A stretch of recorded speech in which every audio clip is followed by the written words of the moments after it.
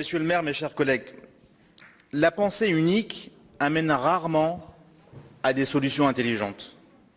Et la pensée dominante, elle est toujours au service des dominants et oublie l'intérêt général. Pourquoi je dis cela? Parce qu'on est au cœur d'un contrat qui est un diktat, qui est le produit d'une pensée unique et qui est au service d'une pensée dominante. Pourquoi le produit d'une pensée unique?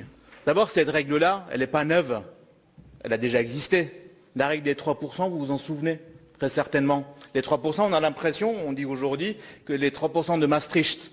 Et on oublie souvent que c'est François Mitterrand qui avait demandé à 3 hauts fonctionnaires de Bercy, déjà Bercy, de trouver une règle qui puisse permettre de limiter les dépenses, qui ensuite a été repris par l'Union européenne.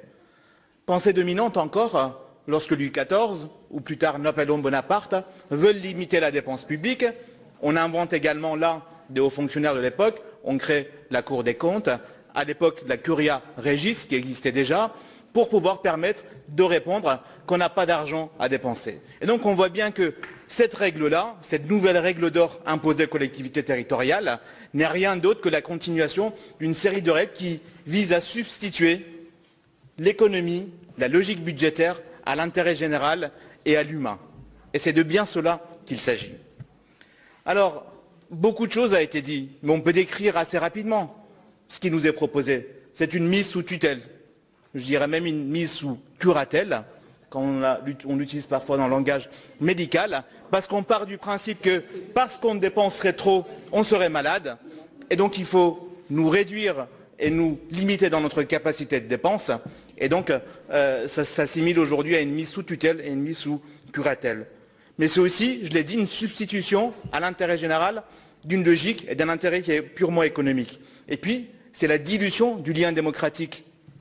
À quoi servons-nous?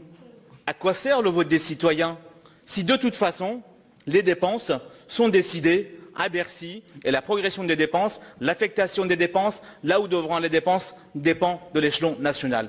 À quoi servons-nous et à quoi servent les citoyens? Sinon, ce serait une mascarade de la démocratie auquel on jouerait tous collectivement. Et je crois que là aussi, tous collectivement, toutes et tous, nous devons le refuser. Et puis, monsieur le maire, vous êtes un maire élu par des Strasbourgeois depuis 2 mandats. Vous n'êtes pas un délégué du préfet.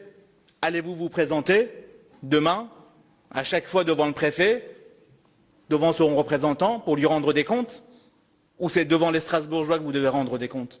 Là aussi, il y a quelque chose qui nous échappe et qui m'interpelle. Et puis, disons la vérité, parce que les argumentaires descendus de Bercy, les fiches argumentaires rédigées par le parti En Marche, c'est très bien, Madame Baton, mais parlons de vérité.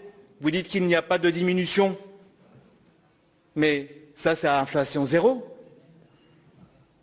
Mais à inflation courante, dans la vie d'aujourd'hui, on voit bien que ce n'est pas possible et que finalement, c'est une diminution. Et puis, je termine, monsieur le maire, je sais que j'ai dépassé les 3 minutes, donc je vais me diriger vers la conclusion, sur une question, par exemple, pour illustrer l'exemple.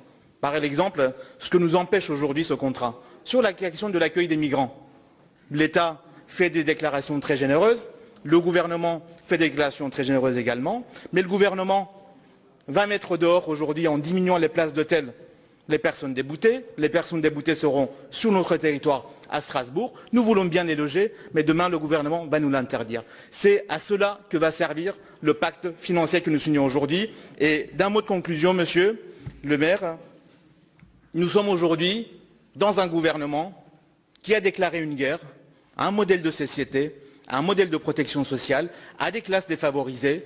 On l'a vu tout au long de l'année dernière. Et ce gouvernement-là utilise la haute fonction publique de Bercy, pour mener à bien ces projets. Et si nous en avons fini, si nous avons fini avec Versailles et l'Ancien Régime, le nouveau monde que nous promet avec Bercy, il ressemble furieusement.